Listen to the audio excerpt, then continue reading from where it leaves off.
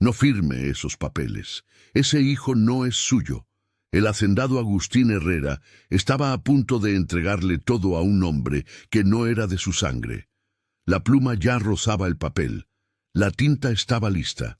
Los testigos, alineados contra la pared, observaban en silencio respetuoso. Rafael, de 23 años, estaba de pie junto a la mesa con una sonrisa discreta en los labios, una sonrisa que no le llegaba a los ojos. Fue entonces cuando una voz atravesó el despacho como uñas arañando un pizarrón. Benita no gritó, no lo necesitaba, solo dijo, con la voz firme de quien ya lo ha perdido todo, y por eso ya no teme a nada. Ese hijo no es suyo. El hacendado levantó la vista lentamente. La mano se congeló sobre el documento. Rafael giró la cabeza y la sonrisa no desapareció. Al contrario, se ensanchó como si aquello fuera divertido. Nadie esperaba que Benita hablara. Los esclavos no hablan, y mucho menos interrumpen ceremonias. Pero ella habló, y Rafael rió por lo bajo, un sonido casi inaudible que le erizó la piel a Cecilia. La hacienda Santa Teresa se encontraba en el campo de Jalisco, sostenida por agave, caña de azúcar y trabajo forzado. Don Agustín tenía 3 obsesiones: el dinero de abolengo, la sangre pura y el control absoluto. Creía que su linaje cargaba algo sagrado, un peso histórico que debía ser protegido a cualquier costo. 23 años atrás, cuando su esposa Cecilia no pudo embarazarse después de 5 años de matrimonio, Agustín comenzó a hablar abiertamente de la anulación. No era amor lo que quería, era la continuidad. Y Cecilia, que aprendió desde niña que su función era decorativa y reproductiva, entró en un pánico silencioso. Antes de seguir, asegúrate de estar suscrito al canal y dime en los comentarios desde qué país nos estás viendo. Porque lo que estás a punto de escuchar no es solo una historia sobre una herencia, es una revelación sobre cómo la desesperación puede corromper hasta las decisiones más calculadas. Fue en esa época que Joaquín, el capataz de la hacienda, comenzó a notar la desesperación de Cecilia.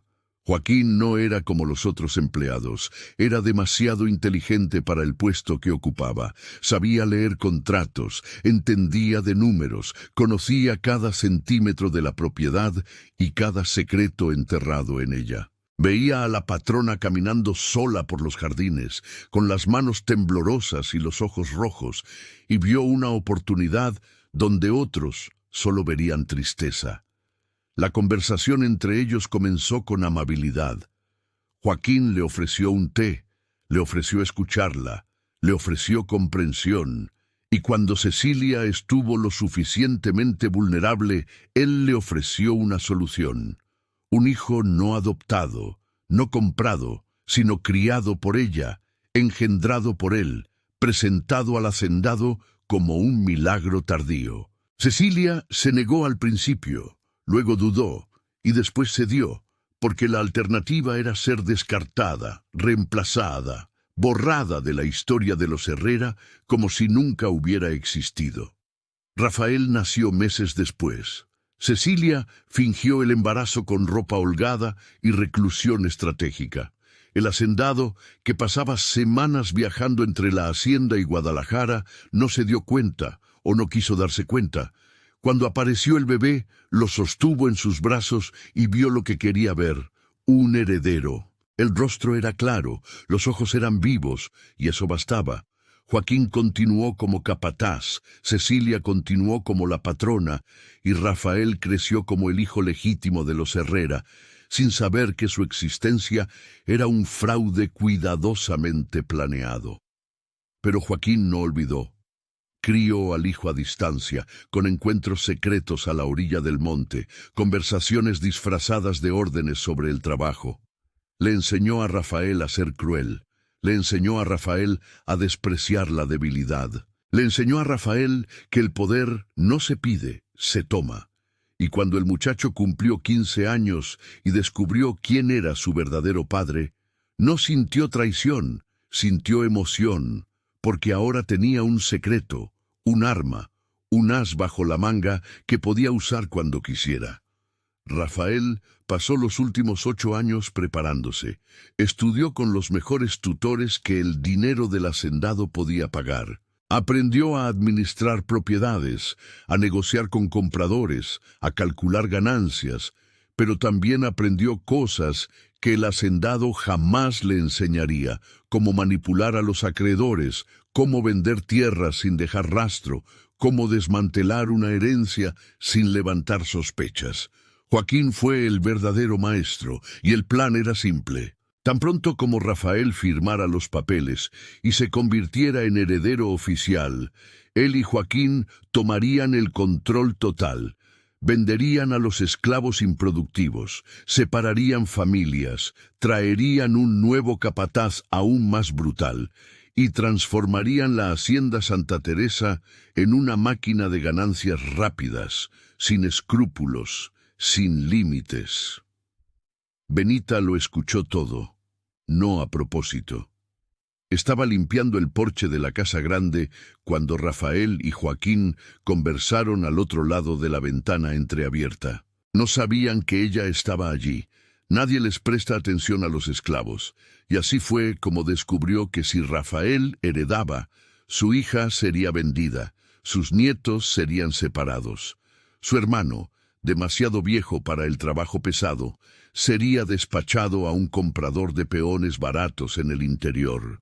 Benita había visto familias destrozadas antes, había visto madres arrancadas de sus hijos, maridos separados de sus esposas, y juró que no dejaría que sucediera de nuevo, no mientras aún tuviera voz. El hacendado tenía reglas, reglas antiguas, rígidas pero reglas. No separaba familias de esclavos porque su padre no las separaba. Era tradición, era orden. Rafael no tenía reglas, tenía ambición. Y la ambición sin límites es fuego en pasto seco.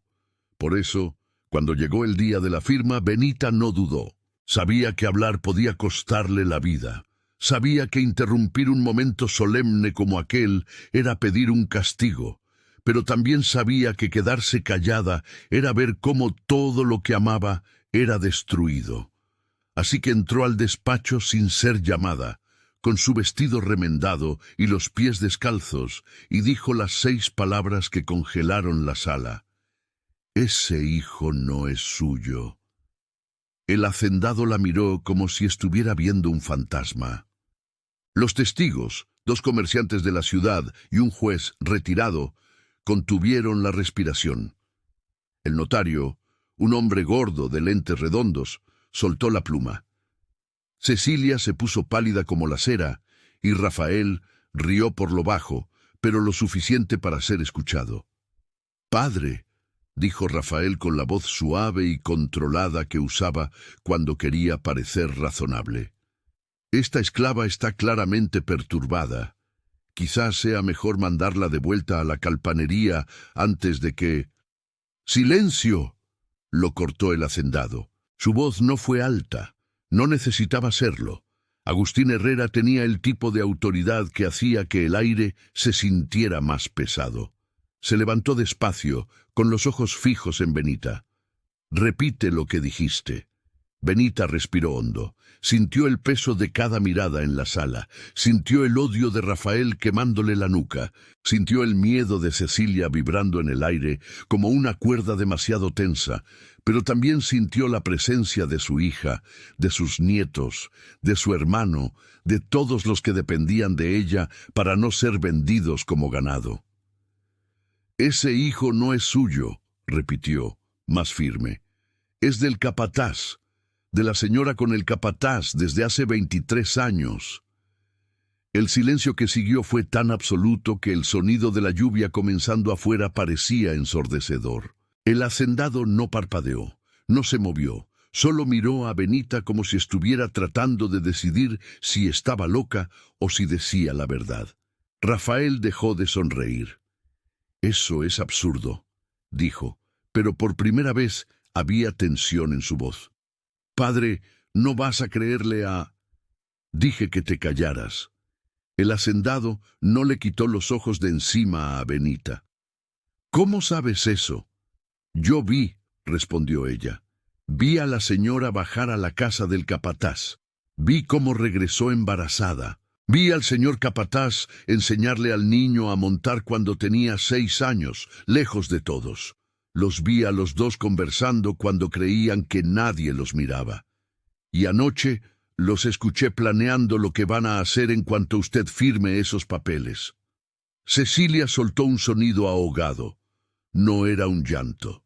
Era el sonido de alguien que acaba de ver 23 años de mentiras desmoronarse en segundos. El hacendado se giró lentamente hacia su esposa. «Cecilia». Ella no respondió, solo temblaba. «Cecilia», repitió él, la voz más baja ahora, más peligrosa. «Mírame». Ella no pudo. Sus ojos estaban fijos en el suelo, las manos aferradas al respaldo de la silla, como si fuera lo único que le impedía derrumbarse. Rafael dio un paso al frente. «Padre, esto es un intento desesperado de...» «Si abres la boca una vez más», dijo el hacendado sin apartar la vista de Cecilia, «mando a que te corten la lengua». Rafael se detuvo. Por primera vez en su vida, pareció genuinamente asustado. El hacendado se acercó a su esposa despacio, como un depredador que no necesita correr porque la presa ya está acorralada. «Mírame». Cecilia levantó la vista. Sus ojos estaban rojos, húmedos, vacíos. «¿Es verdad?», preguntó el hacendado. No respondió con palabras, pero la expresión en su rostro respondió por ella. El hacendado dio un paso atrás. Respiró hondo y entonces hizo algo que nadie esperaba. Se rió. No era una risa de humor. Era el sonido de un hombre dándose cuenta de que había pasado 23 años construyendo un futuro sobre cimientos de arena. «¡Salgan!», dijo con la voz demasiado controlada. «¡Todos! ¡Ahora!». Los testigos salieron corriendo. El notario guardó los papeles con manos temblorosas y desapareció por la puerta. Rafael dudó, pero cuando el hacendado giró la mirada hacia él, salió también, con el rostro tenso y los puños cerrados. Cecilia no se movió. Benita no se movió. Y el hacendado se quedó allí, de pie en medio del despacho, mirando los papeles que casi había firmado. 23 años, murmuró más para sí mismo que para nadie. 23 años criando al hijo de otro hombre. 23 años siendo el hazmerreír en mi propia casa. Benita permaneció en silencio. Sabía que cualquier palabra ahora sería demasiado. El hacendado finalmente la miró. «Salvaste mi herencia», dijo lentamente, «pero destruiste a mi familia. Espero que haya valido la pena». Benita levantó la barbilla. «Valió la pena, señor, porque ahora mi hija no será arrancada de mi lado». El hacendado frunció el ceño. «¿De qué estás hablando?». «Los escuché planeando, señor. Escuché lo que él iba a hacer en cuanto se convirtiera en el dueño. Vender a todos, separar familias, traer un capataz nuevo. Él no es como usted. Él no tiene reglas». Por primera vez, algo parecido a la comprensión pasó por el rostro del hacendado. No era gratitud. Era reconocimiento. Benita no había hablado por él, había hablado por ella misma. Y eso, de alguna forma retorcida, el hacendado podía respetarlo. «Sal», dijo cansado, «antes de que cambie de opinión sobre dejarte con vida». Benita salió despacio, sin correr, porque correr sería admitir miedo. Y ya no tenía miedo, tenía certeza. Certeza de que hizo lo que tenía que hacer. Certeza de que el precio aún estaba por llegar. Pero también certeza de que su hija dormiría a su lado esa noche. Afuera, la lluvia caía con fuerza. Rafael estaba parado bajo el porche, empapado, mirando hacia la calpanería con una expresión que Benita conocía bien. Era la expresión de alguien planeando venganza, y Benita sabía que, aunque había impedido la firma, la guerra apenas comenzaba. El hacendado no durmió esa noche, se quedó encerrado en el despacho, rodeado de documentos que ahora parecían mentiras impresas en papel caro, actas falsas, registros adulterados, 23 años de historia fabricada. Tomó la botella de tequila y llenó un vaso hasta el borde, pero no bebió. Solo sostuvo el vidrio frío entre los dedos y miró la pared donde colgaba el retrato de su padre. El viejo Herrera le devolvía la mirada con esa expresión severa que Agustín conocía tan bien. Decepción, juicio, como si hasta los muertos supieran que había fallado en lo único que importaba, proteger el nombre de la familia. Pero cuanto más pensaba, más tomaba forma una pregunta diferente. No era ¿cómo pudo traicionarme? Era ¿qué pretendía hacer este hombre con mi propiedad? Porque si Benita tenía razón, si Rafael y Joaquín realmente tenían planes, entonces la traición de Cecilia era solo la herramienta. El verdadero peligro era lo que vendría después de la firma. Agustín se levantó y caminó hacia la ventana. Afuera, la lluvia había cesado, pero el cielo aún estaba cargado. La calpanería estaba a oscuras, excepto por una lámpara de aceite encendida en uno de los jacales. Sabía que era el de Benita. Ella tampoco estaba durmiendo. Ninguno de los dos podía dormir después de lo que había pasado, pero por razones opuestas. Él había perdido el control. Ella lo había tomado. Y eso, de alguna forma perturbadora, la hacía más peligrosa que cualquier enemigo que hubiera enfrentado. A las 5 de la mañana, cuando el sol comenzó a rasgar las nubes, el hacendado salió del despacho y fue directo a las caballerizas. No llamó a nadie, no avisó. Solo ensilló su propio caballo y cabalgó hasta la casa del capataz, una pequeña construcción de madera en el límite de la propiedad, cerca de los cañaverales. La puerta estaba cerrada con llave. Agustín no tocó, la derribó de una patada y entró con la bota pesada, aplastando las astillas de madera en el suelo. Joaquín estaba sentado a la mesa, con una taza de café humeante frente a él, como si lo estuviera esperando. No parecía sorprendido, no parecía asustado, solo miró al hacendado con esa expresión neutra que siempre usaba. La expresión de alguien que aprendió a no mostrar emociones, porque las emociones eran una debilidad. «Vine a buscar la verdad», dijo el hacendado, la voz controlada pero pesada. «Y tú me la vas a dar». Joaquín tomó un sorbo de café, lento, provocador. «¿La verdad sobre qué, señor?» Agustín dio 2 pasos y tiró la taza de la mesa de un manotazo. El líquido caliente se esparció por el suelo, humeando. «No juegues conmigo, sabes exactamente de lo que estoy hablando». Joaquín se recostó en la silla, con los brazos cruzados. «Si el señor está aquí, es porque le cree a la esclava. Y si le cree, entonces ya sabe la verdad.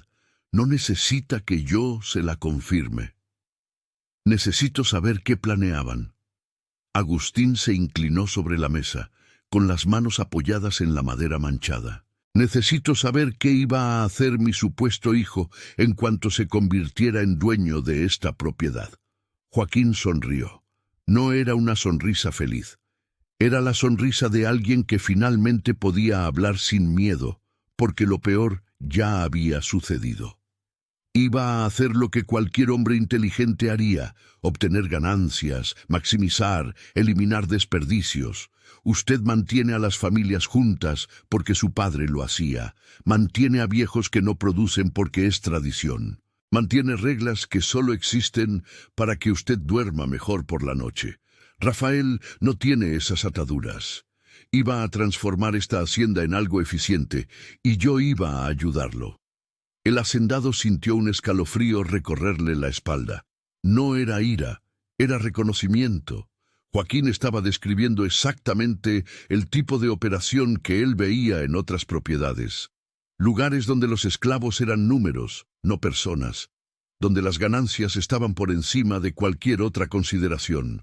lugares que él siempre había despreciado porque creía que eran indignos del nombre Herrera, y ahora descubría que estaba a punto de entregarle todo a alguien que transformaría a Santa Teresa exactamente en eso. «Creaste un monstruo», dijo Agustín en voz baja. «Creé un ganador», corrigió Joaquín. «Usted creó tradiciones. Yo creé un futuro». Agustín agarró a Joaquín por el cuello de la camisa y lo levantó, la silla cayendo hacia atrás con estrépito. «Tú no creaste nada. Contaminaste mi casa, contaminaste a mi esposa y casi contaminas mi herencia». Joaquín no se resistió, solo miró al hacendado a los ojos y dijo con una calma perturbadora: «Su esposa vino a mí, señor. Ella me buscó, me lo suplicó, y yo solo dije que sí, porque vi una oportunidad donde ella veía desesperación. No me culpe por ser más listo que usted». Agustín lo soltó con fuerza, y Joaquín trastabilló hacia atrás, golpeándose contra la pared. El hacendado respiró hondo, tratando de controlar el impulso de acabar con todo allí mismo, con sus propias manos. Pero eso sería demasiado fácil, y no resolvería nada. «Te vas de esta hacienda hoy mismo», dijo Agustín. «Agarra lo que es tuyo y desaparece. Si te vuelvo a ver, te mato. No con un látigo, no con cadenas, con una bala». Joaquín se limpió la comisura de la boca con el dorso de la mano. «¿Y Rafael? Rafael ya no es tu problema. Es mi hijo». «Es un error», sentenció Agustín. «Y voy a corregir ese error a mi manera». Joaquín se rió, un sonido amargo sin humor. «¿Usted cree que puede simplemente borrar 23 años? ¿Cree que puede sacarlo de la línea de sucesión y nadie preguntará por qué? Todo el mundo sabe que usted iba a firmar esos papeles. Todo el mundo lo vio. Si se echa para atrás ahora, va a tener que explicar, y explicar significa admitir que lo hicieron tonto. ¿Está dispuesto a hacer eso?» Agustín no respondió, porque Joaquín tenía razón, y ambos lo sabían. «Eso pensé», dijo Joaquín alejándose de la pared. «Usted puede correrme, puede amenazarme, pero no puede deshacer lo que ya está hecho. Rafael existe, y tarde o temprano, usted tendrá que decidir qué hacer con él».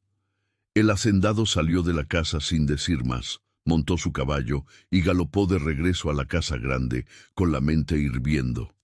Joaquín tenía razón en una cosa: no podía simplemente borrar a Rafael. Toda la sociedad sabía que tenía un heredero. Los comerciantes hacían negocios basándose en eso. Los acreedores prestaban dinero basándose en eso.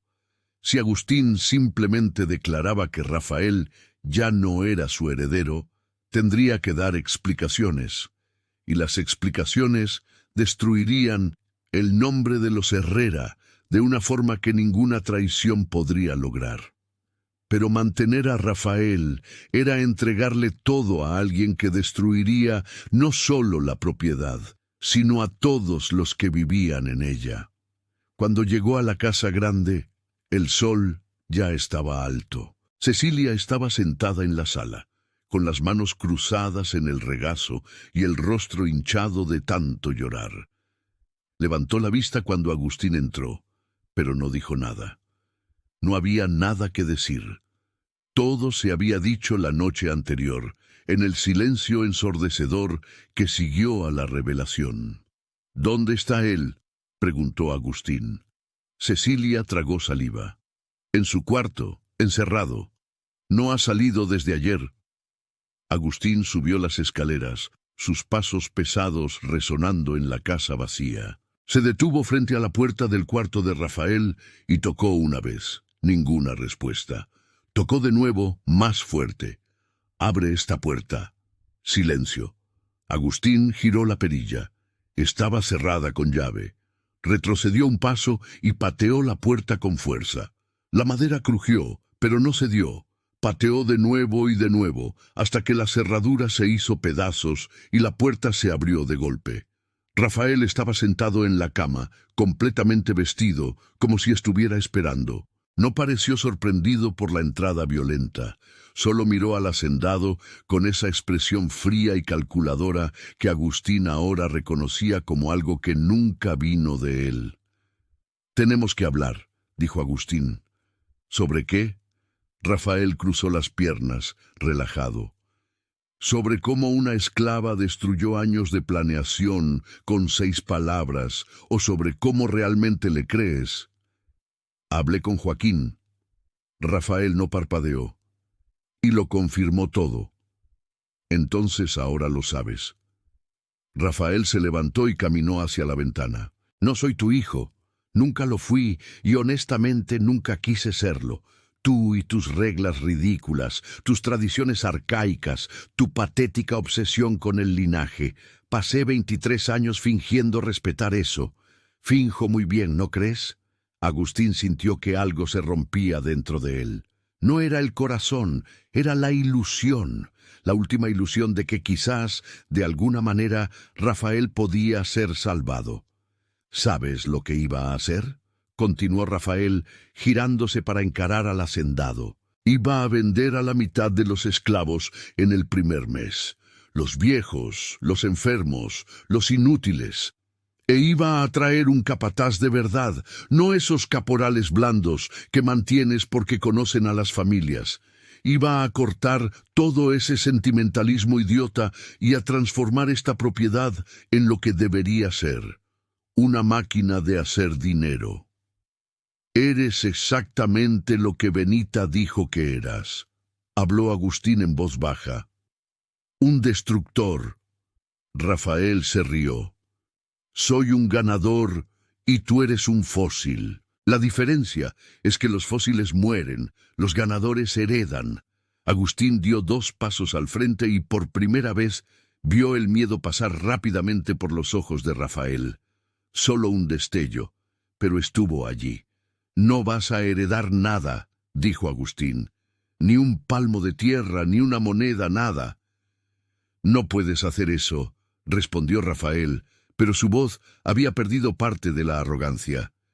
«Ya me presentaste como heredero, todo el mundo lo sabe. Me echaré para atrás y lidiaré con las consecuencias, porque la alternativa es entregarte 200 vidas, y eso no lo voy a hacer». Rafael avanzó, con el rostro contraído. «¿Crees que estás salvando a alguien? ¿Crees que eres mejor que yo? ¿Eres su dueño? ¿Los compraste? ¿Los usas? La única diferencia entre nosotros es que yo admito lo que son. Propiedad». Agustín sujetó a Rafael por el brazo con fuerza suficiente para doler. «La diferencia entre nosotros es que yo tengo límites y tú no. Y es exactamente por eso que nunca tendrás poder sobre nada de lo que yo construí», soltó a Rafael con fuerza, arrojándolo hacia atrás. «Tienes hasta mañana por la mañana para irte. Llévate lo que quieras, pero después de mañana, si te veo en esta propiedad, te trataré como a un invasor». Rafael se frotó el brazo, con los ojos brillando de odio. «Te vas a arrepentir de esto. No sabes lo que puedo hacer. Las amenazas ya no funcionan conmigo», dijo Agustín, dándole la espalda. «Ya me quitaste todo lo que importaba. Ahora solo queda impedir que te lleves el resto». Salió del cuarto y bajó las escaleras. Cecilia todavía estaba en la sala, petrificada.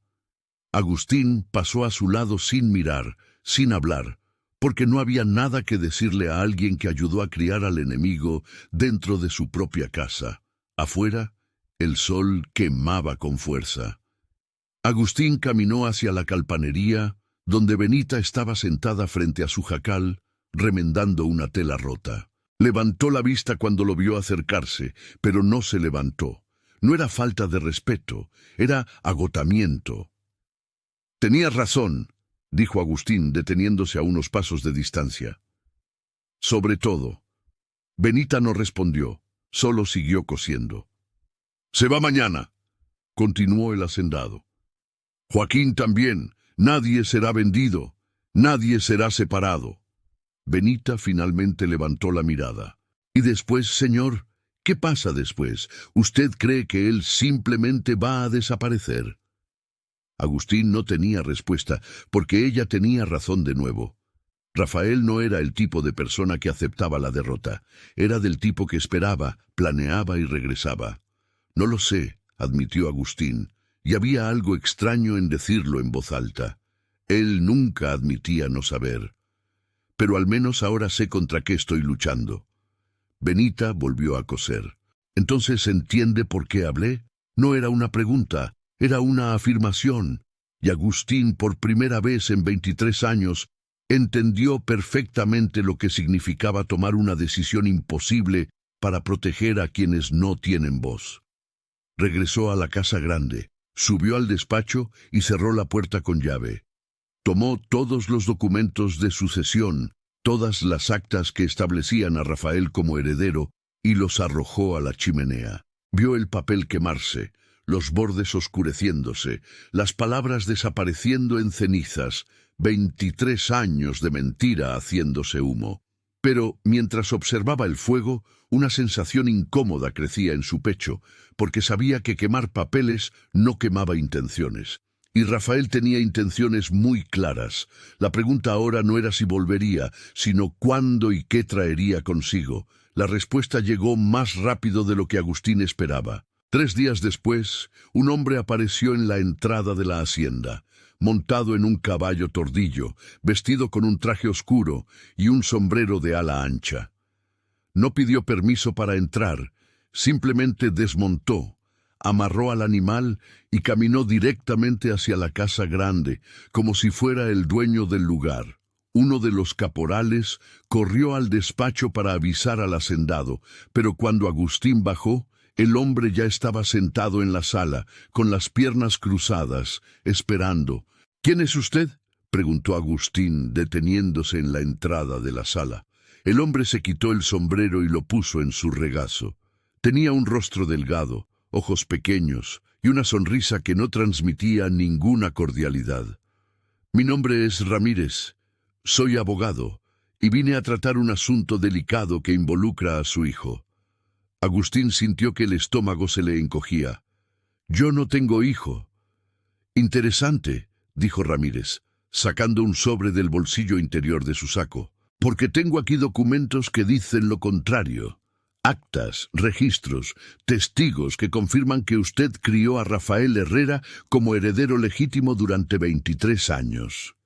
Y ahora, de repente, decide que ya no es nada». Agustín dio 2 pasos al frente. «¿Qué es lo que quiere?». Ramírez abrió el sobre y esparció los papeles sobre la mesita de centro. Eran copias de documentos que Agustín creía haber destruido. Actas de bautismo, registros escolares, contratos firmados a nombre de Rafael como sucesor. Todo estaba allí, multiplicado, preservado. «Su hijo me buscó», dijo Ramírez con voz calmada y profesional. «Está preocupado. Dice que usted lo expulsó injustamente. Dice que pasó toda su vida creyendo ser el heredero legítimo y ahora está siendo despojado sin explicación y quiere saber por qué». «Eso no es de su incumbencia», respondió Agustín con voz dura. «De hecho, lo es». Ramírez se recostó en la silla. «Porque si usted desheredó a Rafael sin una causa justa, él puede impugnarlo legalmente. Y si lo impugna, tendrá que explicarle a un juez por qué se está retractando. Y esa explicación, hacendado, va a ser muy interesante». Agustín entendió de inmediato. Era chantaje. Rafael no solo estaba amenazando, estaba ejecutando.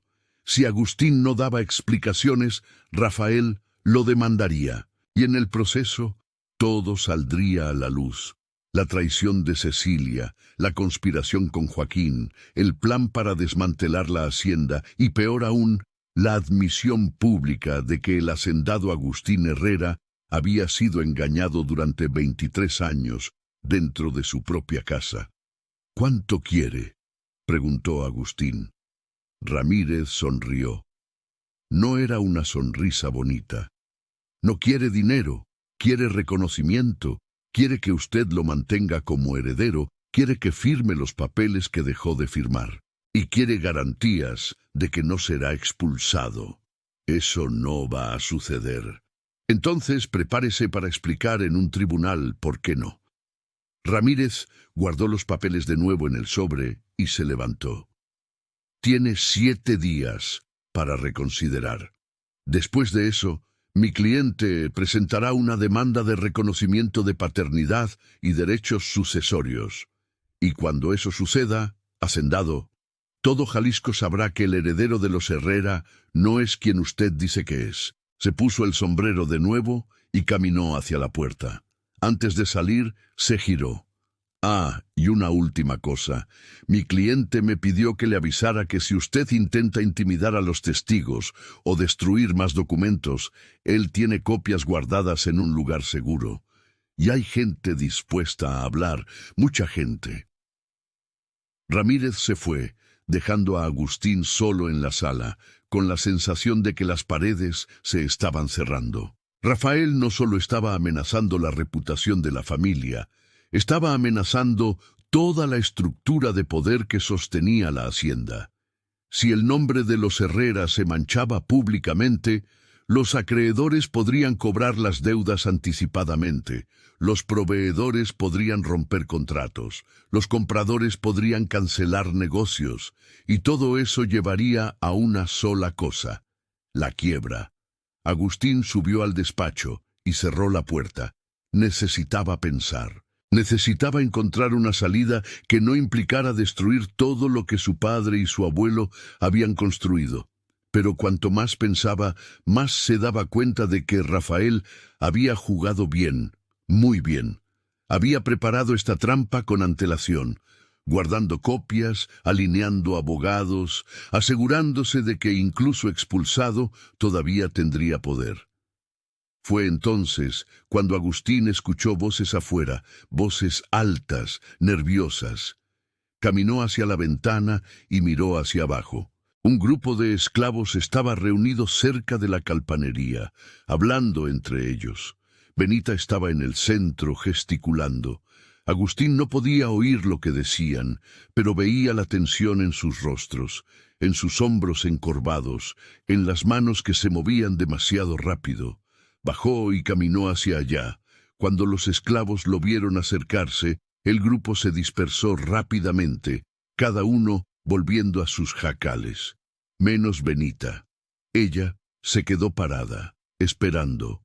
«¿Qué está pasando?», preguntó Agustín. Benita lo miró con una expresión que él no pudo descifrar. No era miedo, no era ira, era algo peor: resignación. «Regresó, señor», dijo en voz baja. «¿Quién regresó?». «Rafael. Anoche. No vino a la casa grande, pero pasó por la calpanería. Habló con algunas personas, hizo promesas».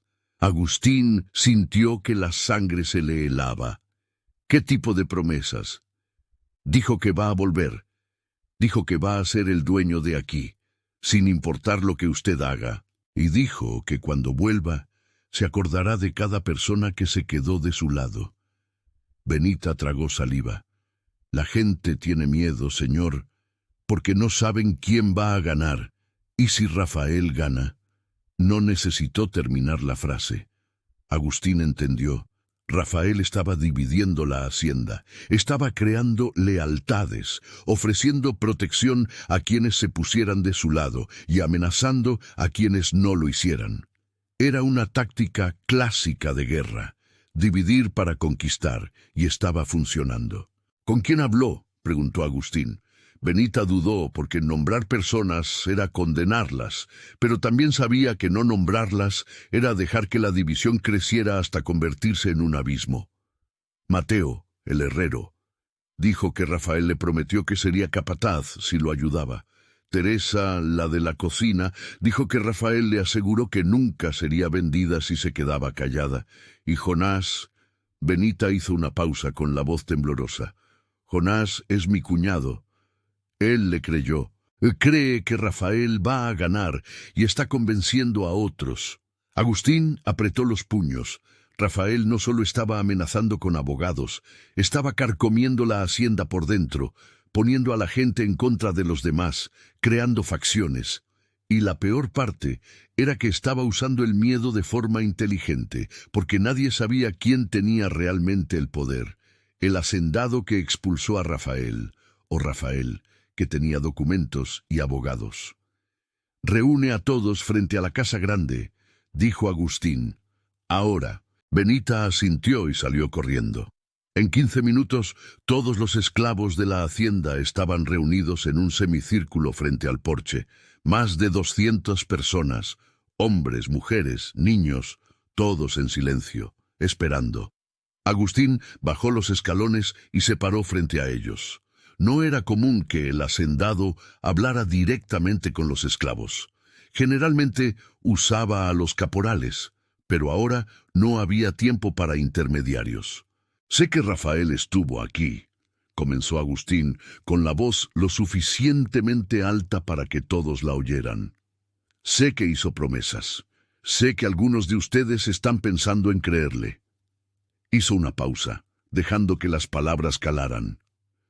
«Pero necesitan entender una cosa. Rafael no es el dueño de esta hacienda. Nunca lo fue. Nunca lo será. Fue expulsado porque planeaba destruirlo todo, vender familias, separar padres de hijos, transformar este lugar en algo que ni yo reconocería». Mateo, el herrero, dio un paso al frente. Era un hombre grande, de hombros anchos y manos callosas. «¿Y si regresa con abogados, señor? Si demuestra que es el heredero?» «No puede demostrarlo», respondió Agustín, pero sabía que la respuesta sonaba débil. «Los documentos fueron destruidos. Dijo que tiene copias», habló Teresa, la de la cocina, con voz baja pero firme. «Dice que usted no puede hacer nada». Agustín respiró hondo, porque ella tenía razón. Rafael tenía copias, tenía abogados, tenía un plan, y el hacendado estaba reaccionando, no actuando, y todos allí lo sentían. «No voy a mentirles», dijo Agustín, y había algo diferente en su voz ahora. No era autoridad, era honestidad cruda. «Rafael tiene recursos, tiene formas de causar problemas, pero si ustedes le creen, si dejan que divida esta hacienda, entonces no importa quién gane, porque lo que él quiere crear aquí no es un lugar donde ustedes viven, es un lugar donde apenas sobreviven. Y sobrevivir no es vivir». El silencio que siguió fue pesado. Nadie aplaudió, nadie estuvo de acuerdo en voz alta. Pero Agustín vio cambiar algunas miradas. No era lealtad, era un nuevo cálculo, y, por ahora, era suficiente. Regresó al interior de la casa. Cecilia estaba en lo alto de la escalera observándolo todo desde la ventana. Cuando Agustín subió, ella no se movió. «Está destruyéndolo todo», dijo ella con la voz quebrada. «Creé un monstruo». Agustín pasó a su lado sin responder, porque no había nada que decir. Sí, ella lo había creado, y ahora todos pagarían por ello. En el despacho, Agustín se sentó y tomó papel y tinta. Escribió una carta a su abogado en Guadalajara explicando la situación, pidiendo orientación legal. Escribió otra carta a un juez amigo, alguien que le debía favores antiguos, y escribió una tercera carta a un investigador privado, pidiéndole que averiguara todo sobre Ramírez, el abogado de Rafael. Si había algo turbio allí, Agustín quería saberlo. Pero mientras sellaba las cartas, escuchó un grito proveniente de afuera, agudo, desesperado. Corrió a la ventana y vio humo subiendo de la calpanería. No era un gran incendio, era controlado, deliberado. Uno de los jacales estaba ardiendo, llamas anaranjadas lamiendo las paredes de madera seca. Agustín bajó corriendo. Cuando llegó a la calpanería, vio a la gente tratando de apagar el fuego con cubetas de agua, pero era demasiado tarde. El jacal se derrumbó, convirtiéndose en cenizas y humo, y en el suelo, frente a los escombros, estaba escrito con carbón en letras grandes: 7 días. Era un recado de Rafael, un recordatorio, una advertencia. No solo estaba amenazando legalmente, estaba amenazando físicamente. Y ahora todos sabían que podía alcanzar a cualquiera en cualquier momento. Benita estaba al lado de Agustín, mirando las cenizas. «Ese era el jacal de Jonás», dijo con voz neutra. «Mi cuñado, el que le creyó a Rafael». Agustín se giró hacia ella. «¿Dónde está?» «Huyó justo después de que el jacal se incendió. Creo que entendió el mensaje. El mensaje era claro. Rafael castigaba incluso a quienes estaban de su lado si era necesario, porque el objetivo no era ganar lealtad, era esparcir miedo. Y el miedo, Agustín lo sabía, era más eficiente que cualquier otra arma. Regresó a la casa, subió al despacho y, por primera vez en décadas, cerró la puerta con llave y se permitió sentir el peso completo de lo que estaba enfrentando. Rafael no era solo un heredero falso, era un enemigo estratégico, cruel y paciente. Y Agustín estaba librando una guerra en dos frentes, legal y psicológico. La pregunta ya no era si podría ganar, sino si podría ganar sin perderlo todo en el proceso. La respuesta del abogado de Guadalajara llegó 4 días después, traída por un mensajero que cabalgó durante la noche. Agustín rasgó el sobre en el despacho, los dedos temblando no de miedo, sino de anticipación. La carta era corta y directa, escrita con la frialdad técnica de quien veía todo como un ajedrez legal. Estimado don Agustín, la situación es delicada. Rafael tiene base legal para la impugnación. Los documentos comprueban el reconocimiento público de paternidad durante 23 años. Desheredarlo exige una causa justa comprobada. Revelar la conspiración expone a la familia. Guardar silencio fortalece su caso. Sugiero un acuerdo privado. Páguele para que desaparezca. Es más barato que un juicio. Espero sus instrucciones. Agustín arrugó la carta y la arrojó a la chimenea. Pagarle a Rafael era alimentar a un parásito. No resolvería nada. Volvería pidiendo más y más, hasta absorberlo todo. Necesitaba otra salida. Una que cortara el problema de raíz. Fue entonces cuando escuchó golpes en la puerta, firmes, insistentes. Agustín abrió y encontró a Benita parada en el pasillo, con el rostro sudado, el pecho subiendo y bajando rápidamente, como si hubiera corrido. «Señor, tiene que venir ahora». Agustín bajó tras ella sin preguntar. Cruzaron el patio en dirección a las caballerizas, donde un pequeño grupo estaba reunido. Al acercarse, Agustín vio a un hombre caído en el suelo, sangrando de la frente. Era Mateo, el herrero, el mismo que había dado un paso al frente durante el discurso, el mismo que Rafael había intentado cooptar. «¿Qué pasó?», preguntó Agustín, arrodillándose a su lado. Mateo escupió sangre en el suelo. «Vinieron de noche. 3 hombres, no eran de aquí. Dijeron que eran amigos de Rafael.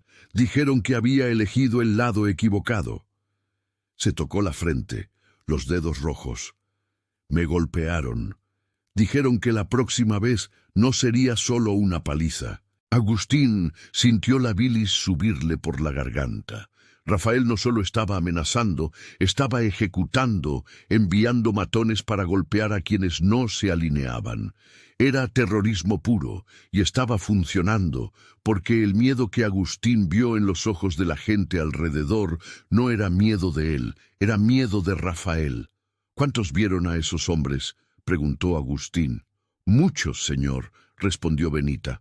«No se escondieron, querían que los vieran. Querían que todos supieran que Rafael puede alcanzar a cualquiera».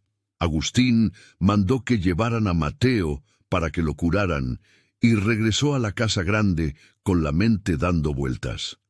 Rafael estaba jugando sucio, muy sucio. Y lo peor era que Agustín no podía responder de la misma manera sin convertirse en el mismo tipo de monstruo, pero tampoco podía quedarse de brazos cruzados mientras su propiedad era desmantelada desde adentro. Cecilia estaba en el comedor, sentada sola frente a una taza de té frío. Ni siquiera levantó la vista cuando Agustín entró. ¿Sabías que él era así?, preguntó Agustín, deteniéndose al otro lado de la mesa.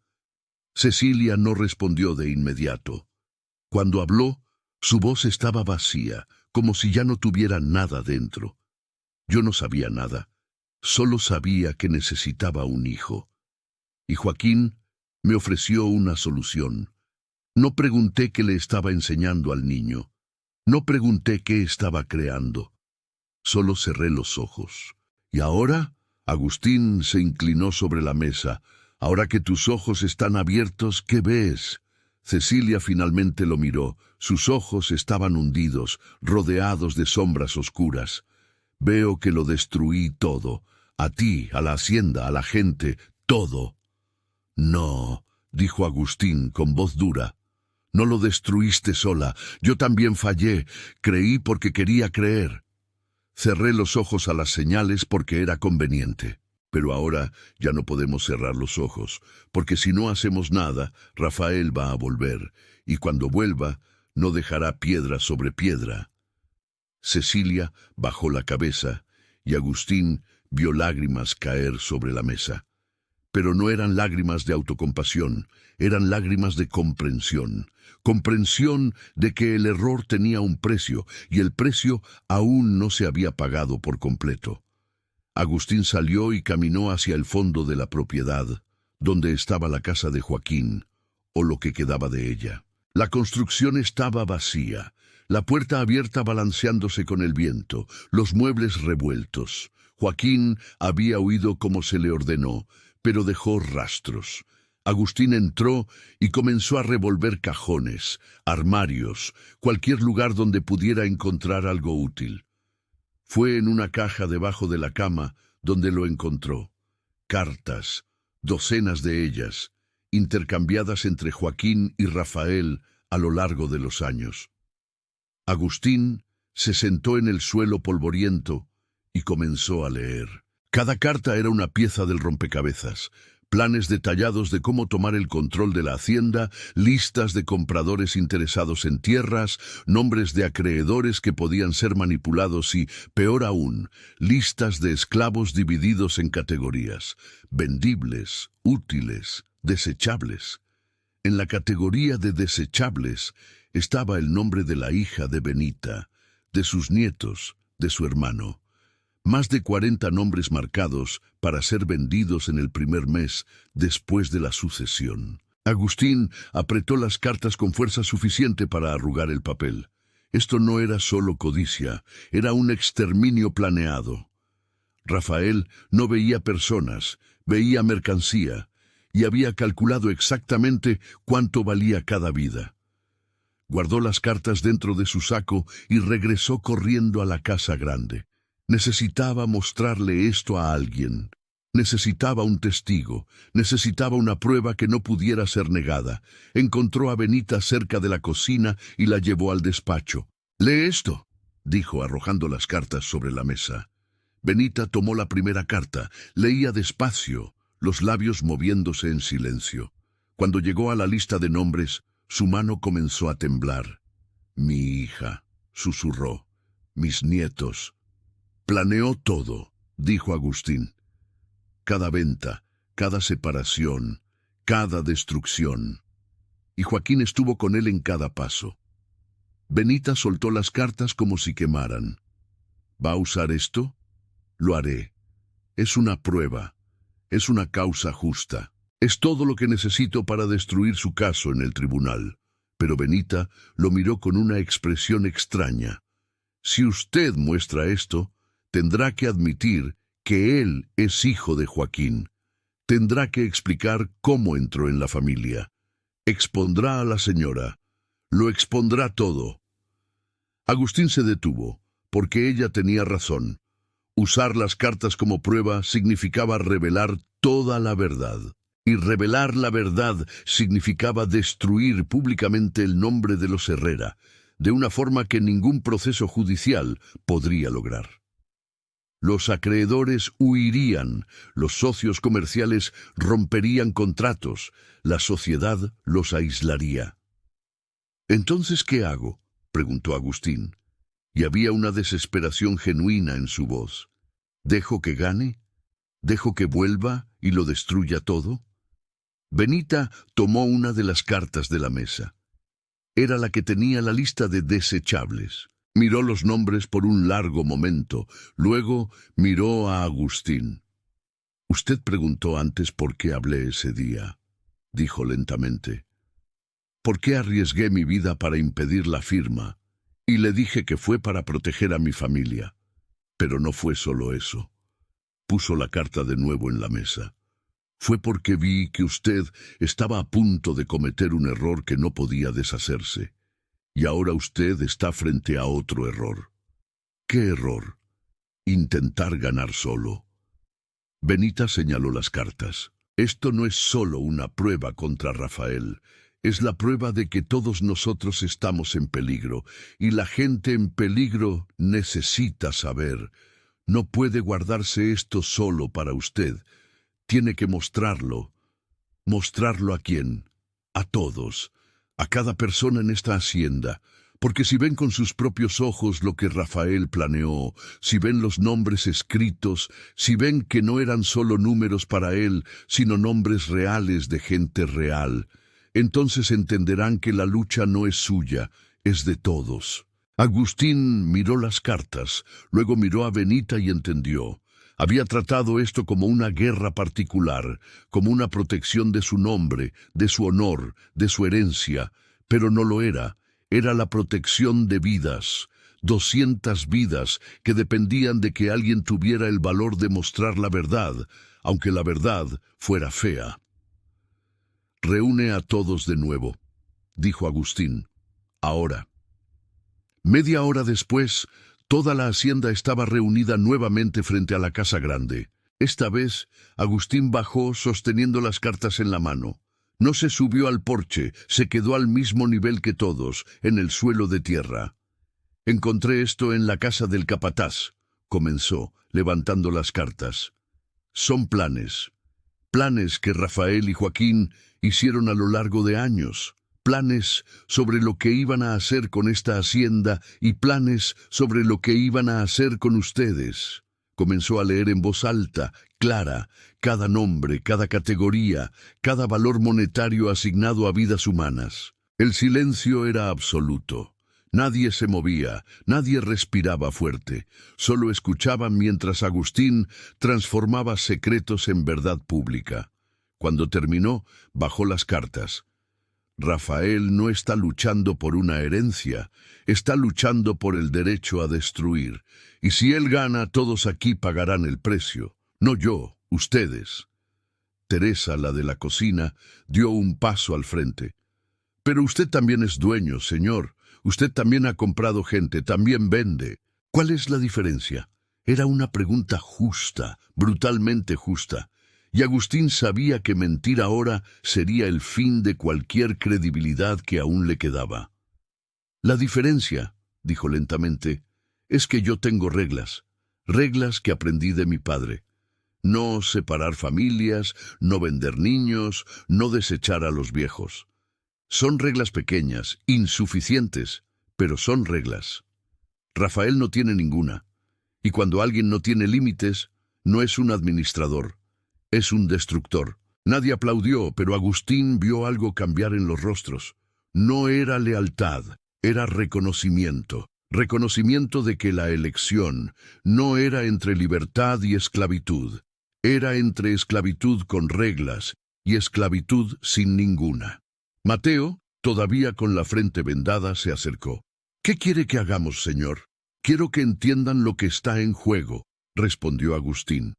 «Quiero que si Rafael manda más matones, sepan por qué los están golpeando.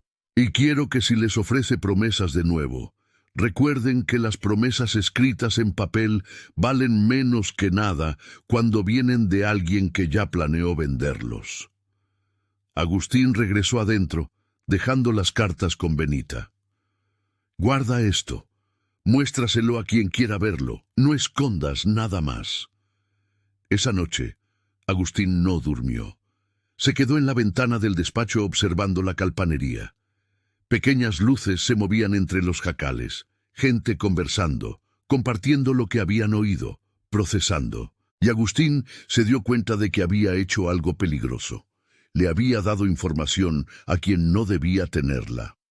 Había creado conciencia donde antes solo había obediencia.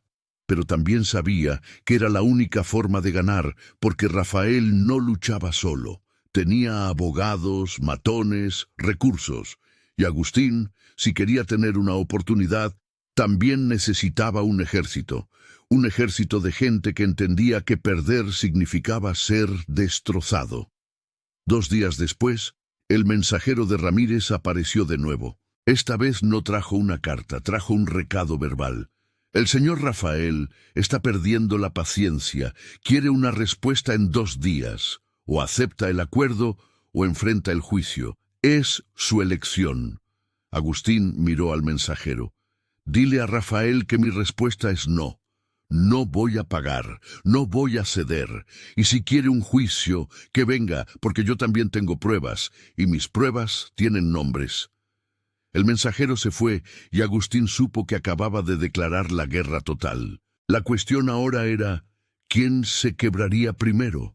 La respuesta llegó a la mañana siguiente, pero no de la forma que Agustín esperaba. Se despertó con gritos provenientes del patio. Cuando bajó, encontró al caporal principal sosteniendo un papel clavado en la puerta de la casa grande. Era una orden judicial. Rafael había cumplido su amenaza. Estaba demandando a Agustín por desheredación injusta y exigiendo el reconocimiento formal como heredero legítimo. Pero lo que hizo que el estómago de Agustín se revolviera no fue la demanda. Fue la segunda notificación adjunta, una orden de embargo preventivo. Rafael había convencido a un juez de bloquear todas las transacciones financieras de la hacienda hasta la resolución del caso. Ninguna venta de agave, ningún pago a proveedores, ningún movimiento de capital. La hacienda estaba legalmente congelada. Agustín arrugó el papel. Rafael no solo estaba atacando la reputación, estaba estrangulando la operación. Sin flujo de dinero, la hacienda moriría en meses.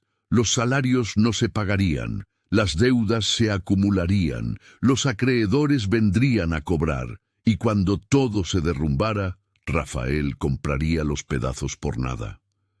«Está forzando la quiebra», dijo Agustín en voz alta, más para sí mismo que para nadie. «Va a quebrarme antes de derrotarme».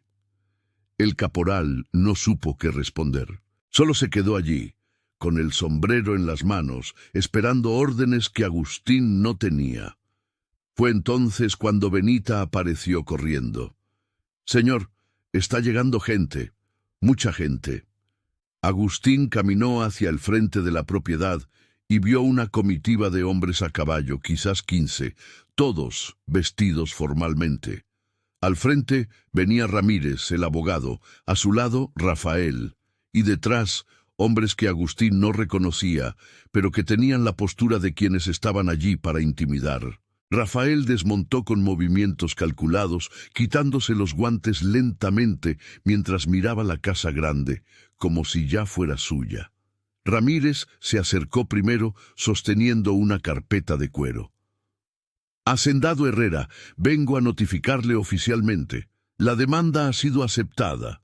El embargo está activo y mi cliente exige acceso a la propiedad para realizar un inventario de los bienes en disputa». «No va a entrar aquí», dijo Agustín bloqueando el camino. Rafael dio un paso al frente con la sonrisa fría pegada en el rostro.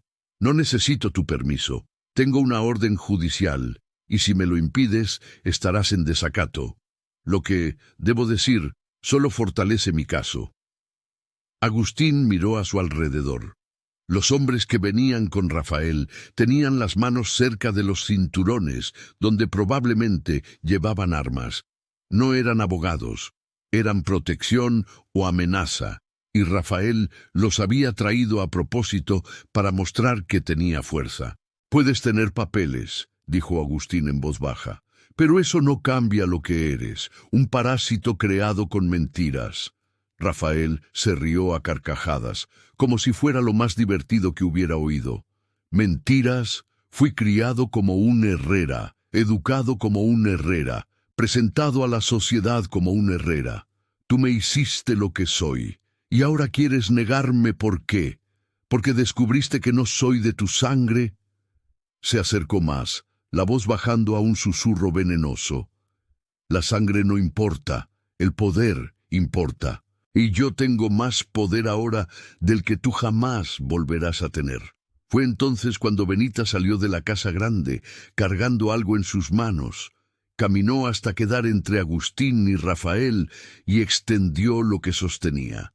Eran las cartas, las mismas que Agustín había leído para todos. «Usted quiere hacer un inventario», dijo Benita, mirando directamente a Rafael. «Entonces, empiece por esto. El inventario de los planes que usted hizo, de las vidas que iba a vender, de los nombres que marcó para desechar». Rafael miró las cartas y algo pasó rápidamente por su rostro. No era miedo, era irritación. Irritación de que algo que debía estar oculto ahora estuviera expuesto. «Eso no significa nada», dijo, pero su voz había perdido parte de la confianza. «Significa todo», respondió Benita, «porque cada persona aquí lo leyó, cada persona aquí lo sabe, y cada persona aquí va a testificar si es necesario». Rafael miró a su alrededor, vio a los esclavos saliendo de la calpanería, acercándose lentamente, no amenazando, solo observando, solo estando presentes. Y Agustín se dio cuenta de lo que Benita había hecho.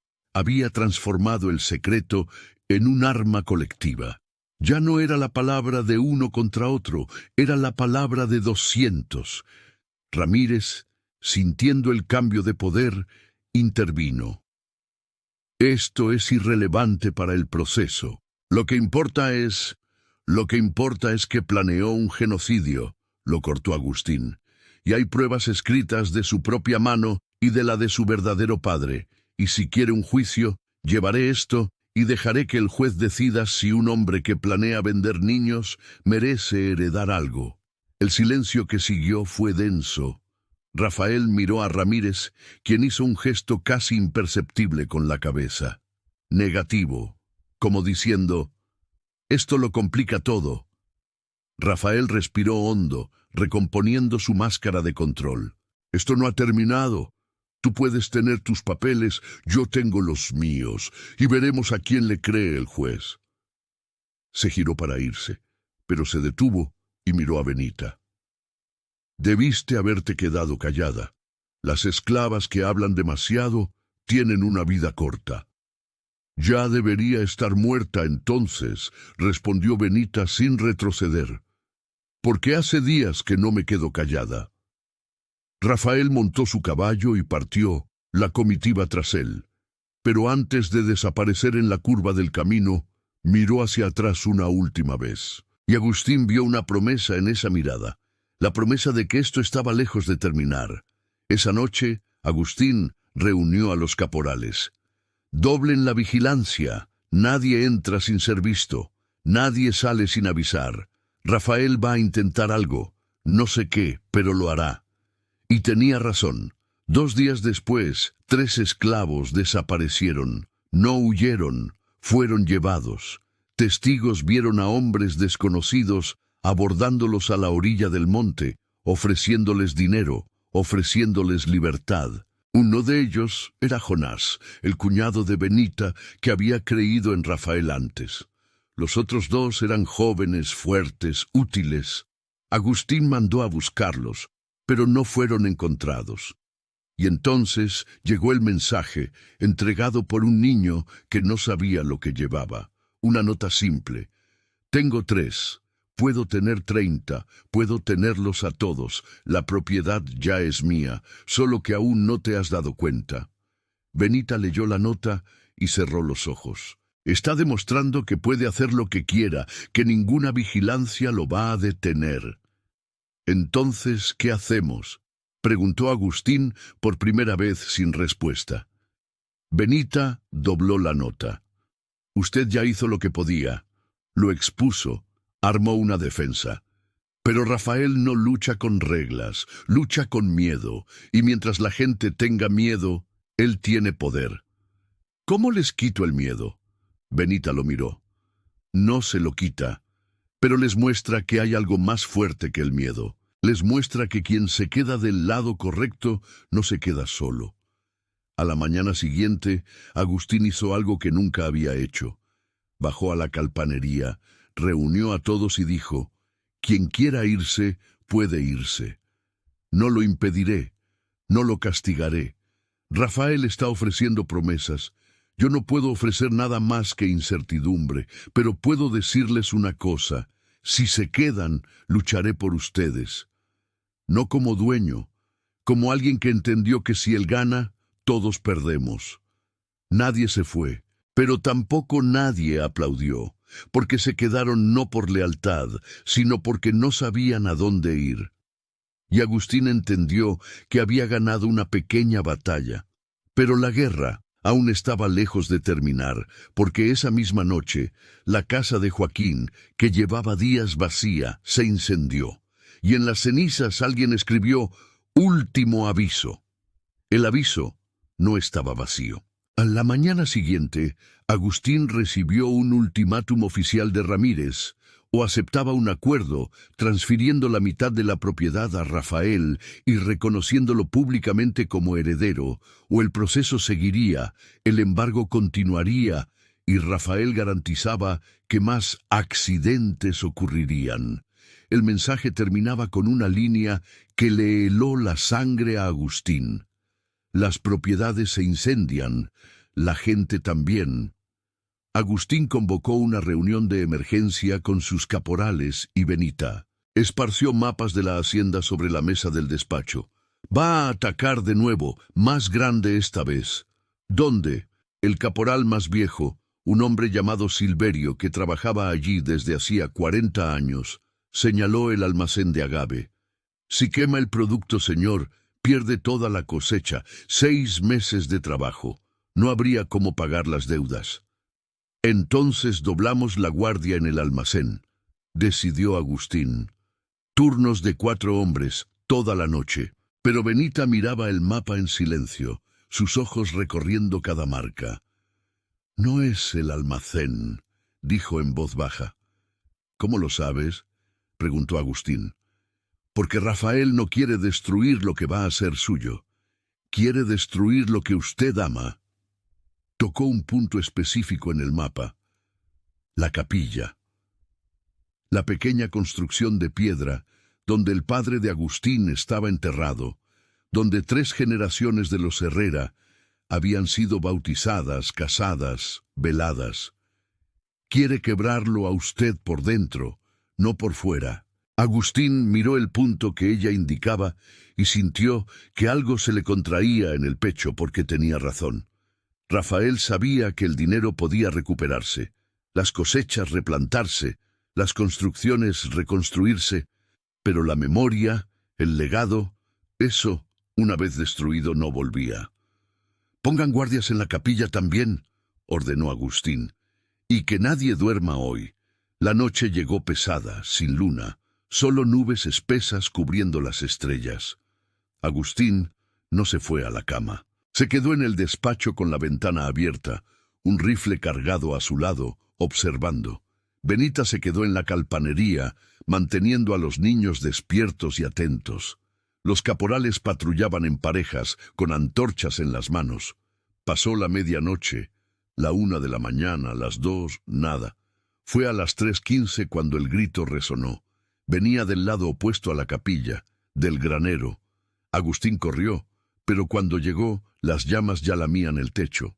El granero donde guardaban las herramientas, las semillas para la próxima cosecha, el equipo, todo ardiendo al mismo tiempo.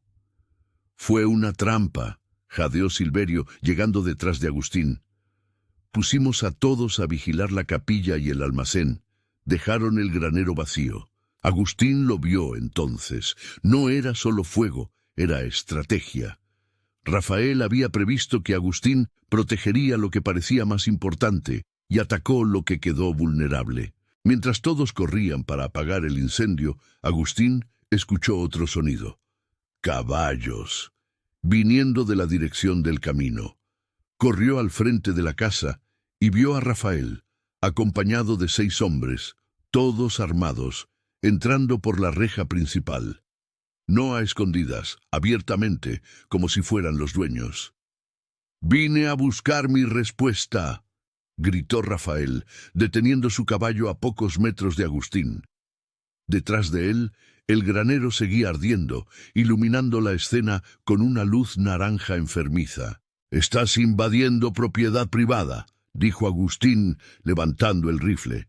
Rafael no pareció preocupado. «Estoy entrando en lo que es mío por derecho, y traje testigos», señaló a los hombres a su alrededor. «Todos listos para confirmar que me amenazaste con un arma, una acusación más para el juicio». Fue entonces cuando Benita apareció, saliendo de la oscuridad, seguida por al menos 50 personas, esclavos, hombres, mujeres, algunos sosteniendo herramientas, otros solo sus propias manos. No dijeron nada, solo formaron una línea entre Rafael y la casa grande. Rafael se rió, pero había nerviosismo en el sonido. «¿Qué? ¿Vas a usar a tus esclavos como escudo humano ahora? ¡Qué noble!». «No estamos aquí como escudo», dijo Benita con voz firme. «Estamos aquí como testigos también, y vamos a testificar que usted invadió, incendió y amenazó todo». Uno de los hombres de Rafael movió la mano hacia su arma, pero Rafael levantó la mano para detenerlo, porque se dio cuenta. Si disparaba, si hería a alguien, no habría juicio, habría un crimen. Y un crimen no se defendía con abogados. «¿Esto es lo que quieres?», le preguntó Rafael a Agustín, la voz baja pero cargada. «¿Una guerra? Porque yo puedo librar una guerra. Puedo quemar cada rincón de esta hacienda. Puedo llevarme a cada persona de aquí. Puedo convertirlo todo en cenizas. ¿Es eso lo que quieres?». Agustín bajó el rifle. «No por miedo, por cálculo. Lo que quiero es que entiendas una cosa. Puedes tener papeles, puedes tener abogados, puedes tener fuego, pero no tienes lo que realmente importa. No tienes respeto, no tienes lealtad, no tienes nada más que miedo. Y el miedo, Rafael, no construye nada, solo destruye». «Entonces déjame destruir», dijo Rafael frío. «Porque si no aceptas mi acuerdo para mañana al mediodía, volveré.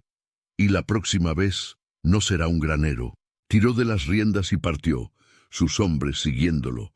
El sonido de los cascos se alejó hasta convertirse en silencio. El granero aún ardía, pero nadie se movió. Todos se quedaron allí, mirando el fuego, procesando la amenaza. Agustín se giró hacia Benita. «No puedo aceptar el acuerdo, pero tampoco puedo dejar que haga esto de nuevo. ¿Qué hago?». Benita miró el fuego por un largo momento. «Usted hace lo que siempre debió haber hecho, dejar de luchar solo». «No estoy solo. Ustedes están aquí». «No, señor. Usted todavía está tratando esto como un problema suyo. Pero no lo es un problema de todos nosotros, y mientras usted no comparta el poder de verdad, Rafael siempre tendrá la ventaja, porque él sabe que al final usted decide solo, y las decisiones solitarias son fáciles de atacar». Agustín frunció el ceño. «¿Qué estás sugiriendo?». «Que pregunte qué quiere hacer la gente, porque si Rafael vuelve, no es solo usted quien va a sufrir. Somos todos. Entonces, deje que todos decidan». Era radical, peligroso.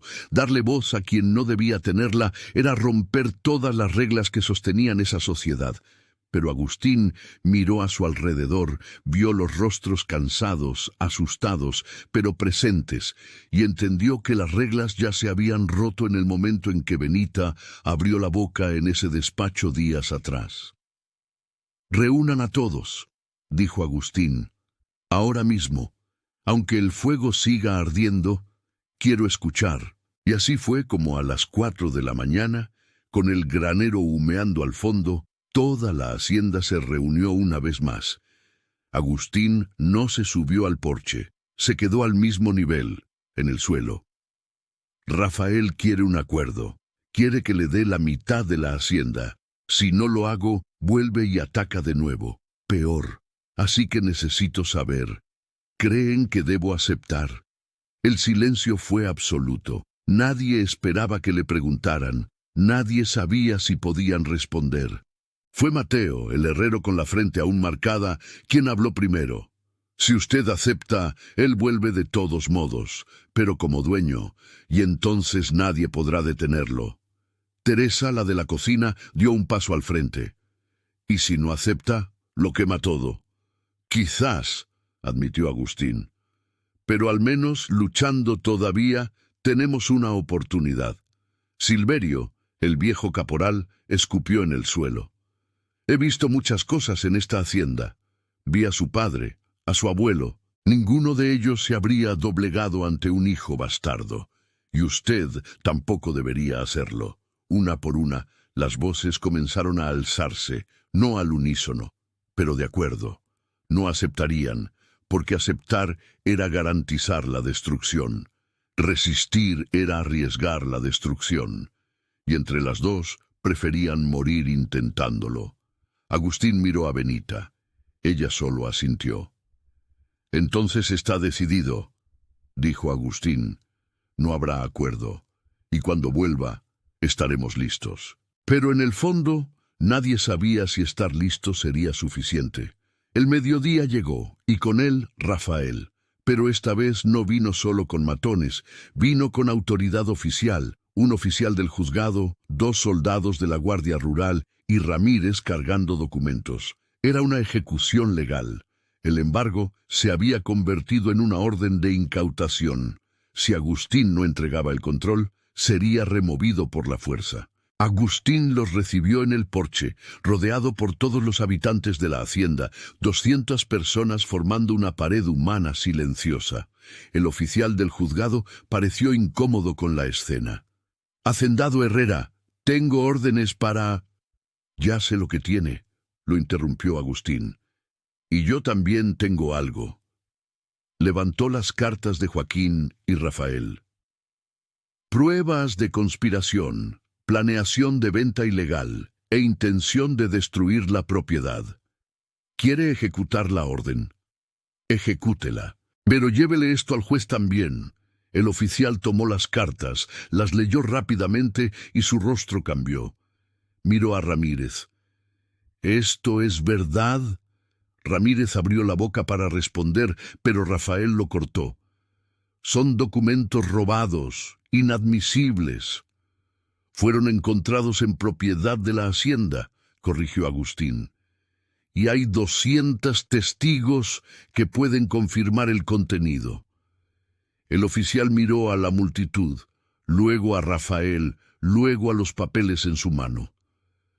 Voy a tener que llevar esto para una revisión judicial. La incautación queda suspendida hasta un segundo análisis. Rafael explotó. Usted no puede... Sí puedo, dijo el oficial, guardando los documentos.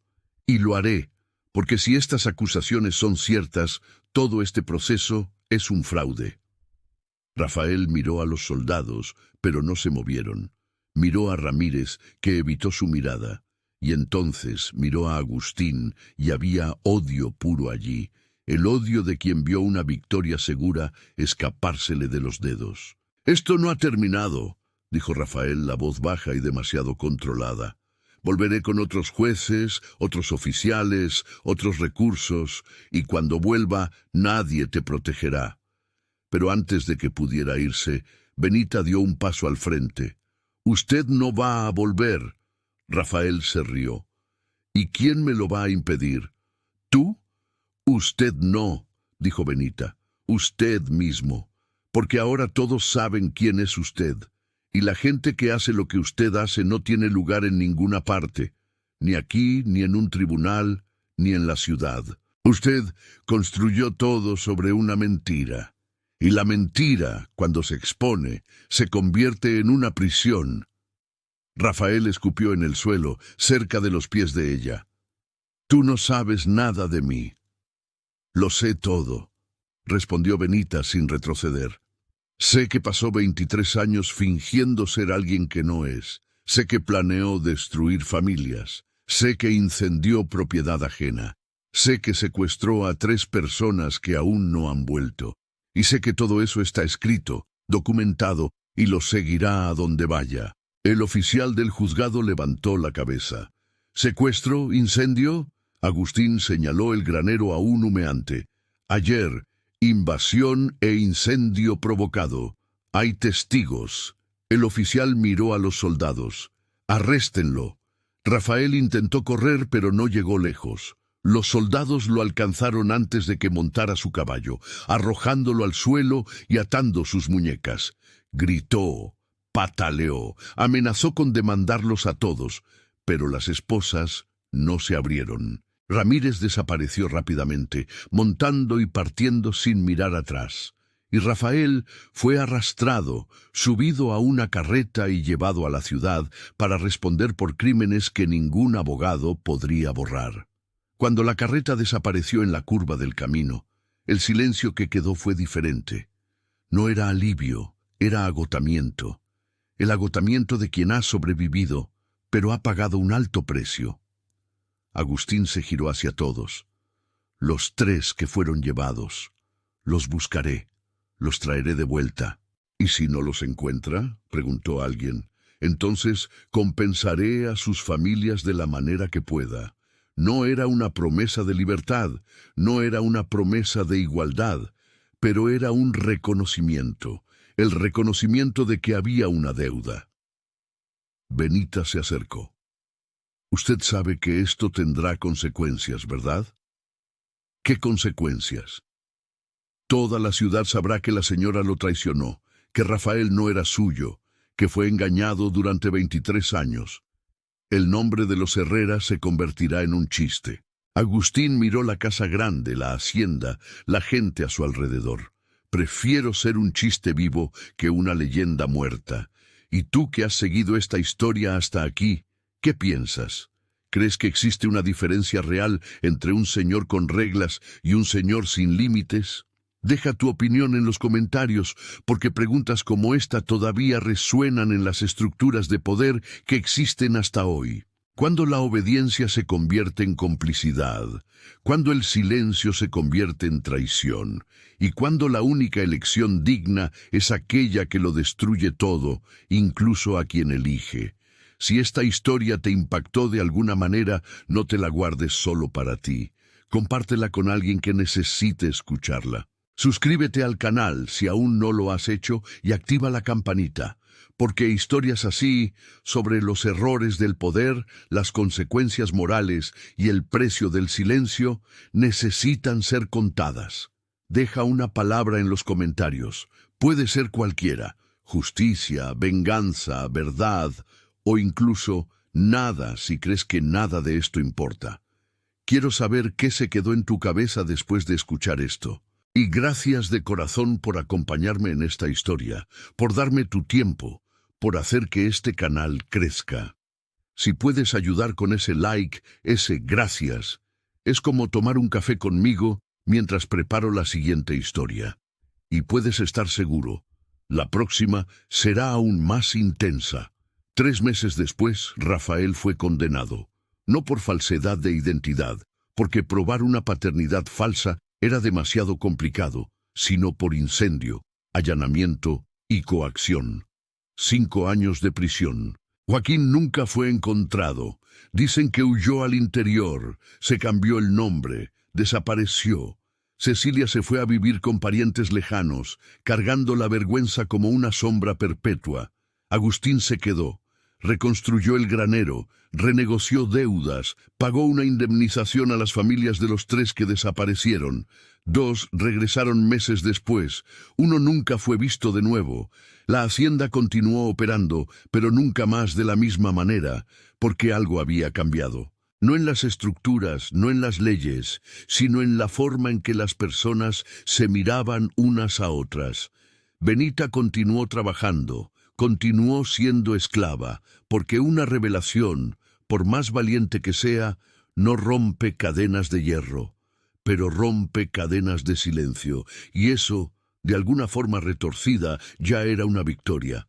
Un día Agustín la llamó al despacho, puso papel y tinta sobre la mesa. No puedo liberarte. Si te libero a ti, tendría que liberarlos a todos, y eso quebraría la hacienda. Pero puedo hacer otra cosa. Escribió algo en el papel, lo firmó y se lo entregó. Tu hija y tus nietos serán libres cuando yo muera. Está escrito, registrado. Nadie puede cambiarlo. Benita tomó el papel, lo leyó, lo dobló, lo guardó y lo miró. ¿Y Jonás, Mateo, Teresa, todos los demás? Agustín desvió la mirada. No puedo. Entonces no es libertad, dijo Benita. Es un privilegio, y el privilegio no borra la culpa. Salió, dejando a Agustín solo con su propia conciencia. Y por primera vez en décadas, entendió que ganar no significaba quedarse sin culpa, significaba simplemente vivir con ella de una forma diferente. La Hacienda Santa Teresa continuó existiendo por otros 20 años, hasta que la abolición finalmente llegó. Cuando llegó, Agustín ya era demasiado viejo para que le importara.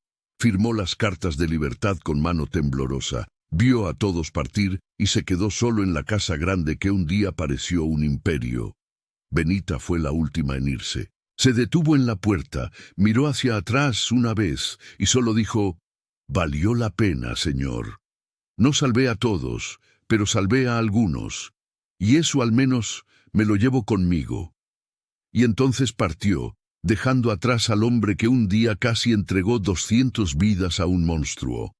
El hombre que fue salvado no por su propio valor, sino por el valor de alguien que no tenía nada que ganar y todo que perder. Y esa, al final, es la verdadera historia. No sobre quién tiene el poder, sino sobre quién se atreve a usarlo cuando se supone que no tiene ninguno. Mensaje de la historia. Esta historia ocurrió hace más de un siglo. Pero si sentiste algo mientras la escuchabas, es porque reconociste patrones que aún existen hoy. No estoy hablando de esclavitud, estoy hablando de algo más profundo. Ese momento en que alguien comete un error y otra persona tiene que decidir si va a hablar o a quedarse callada. Benita no era una heroína, era alguien común, puesta en una situación imposible. Podía perderlo todo y aún así eligió hablar.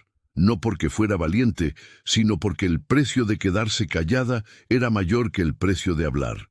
El hacendado Agustín tampoco era un villano, era simplemente humano. Creyó en lo que quería creer. Cerró los ojos a las señales, porque abrirlos significaba admitir un error.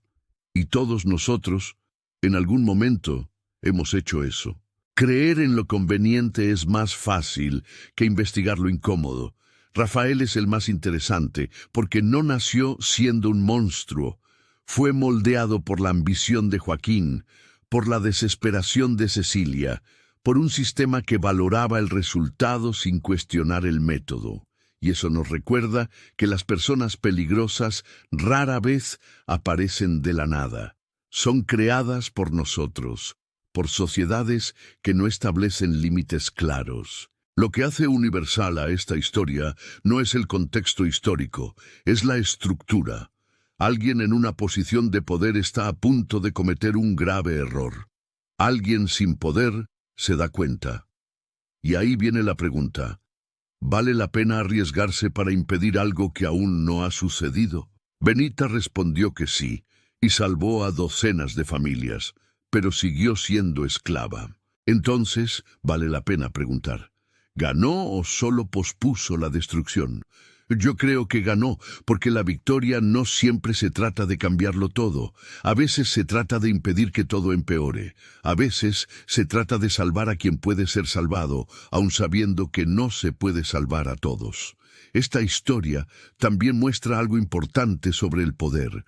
Agustín tenía todo el poder legal, pero al final, quien realmente cambió el rumbo de las cosas fue alguien que técnicamente no debería tener voz. Y eso revela una verdad profunda. El poder oficial no siempre es el poder real. A veces el poder real está en quien tiene la información, en quien tiene el valor, en quien elige el momento adecuado. Lo que espero que te lleves de esta historia no es culpa, no es juicio, es reflexión. Todos nosotros en algún momento seremos el hacendado, Benita o Rafael. Estaremos en posición de cometer un error, de señalar un error o de beneficiarnos de un error ajeno. Y cuando ese momento llegue, y llegará, lo que esta historia ofrece no es una respuesta, es una pregunta. ¿Cuál es el precio del silencio? ¿Cuál es el precio de la verdad? ¿Y cuál de los dos estás dispuesto a pagar? Porque al final no existe una elección sin costo. Benita pagó, Agustín pagó, Rafael pagó, incluso Cecilia, que lo empezó todo, pagó. La diferencia no está entre pagar o no pagar, está en elegir conscientemente lo que estás dispuesto a perder. Benita perdió su seguridad, pero ganó su dignidad. Agustín perdió su reputación, pero ganó conciencia. Rafael lo perdió todo porque no entendió que el poder sin límites es autodestrucción. Esta historia no tiene una moraleja simple, no tiene una lección fácil, solo tiene una verdad. Las decisiones importan, los silencios importan, y al final no nos define lo que decimos que valoramos, sino lo que realmente hacemos cuando nadie está mirando o cuando todos están mirando, pero nadie espera que hables.